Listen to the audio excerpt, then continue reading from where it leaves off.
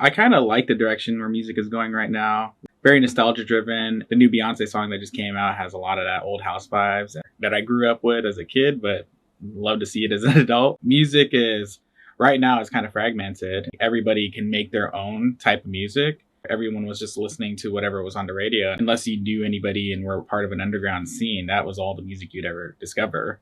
Spotify and streaming services have been around for a long enough time now that like micro scenes and like small niches in music are popping up everywhere. Basically, instead of having super mega celebrities, I mean, we still have those, but like you're almost never going to be face to face with people that listen to exactly the same stuff you do, because there are just so many communities of music. And even though they all might be trending like somewhat in the same way based off what's popular as far as like sounds go, I feel like there's so much variety in music today that's like readily available for anyone to listen to. SoundCloud, I think, definitely shifted the music industry. That was kind of its own community like 5 years ago. SoundCloud was basically people were making names of themselves solely off of SoundCloud.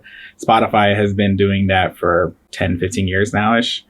Like I get really involved with people like releasing a bunch of music on Bandcamp, and I'm really into Vaporwave.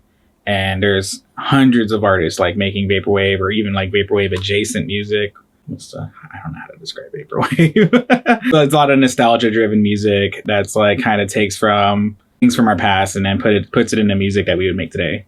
Beyonce's new track, Break My Soul, just recently dropped, and that has a lot of this old 90s dance sort of vibes to it, and also nostalgia driven. I see a lot of people making music that is kind of goes back to our past, but like does it in their own sort of new way. One of the producers for The Weeknd's most recent album was 106 Point Never, who was like a pioneer of Vaporwave, and that has tons of like 80s kind of like even sort of like old school commercial vibes and an old school radio station. Like that's like such a cool vibe to bring back and a cool style of music and to inject into today, which is kind of full of just basically any kind of music you want.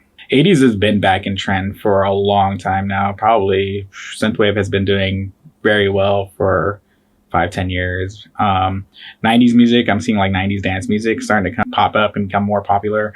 And even like as like most recent as like the Y2K themes are started to show up here and there and starting to make their way. I see a lot of like the Y2K fashion and aesthetic is something that is being brought back, and that's kind of interesting to see again.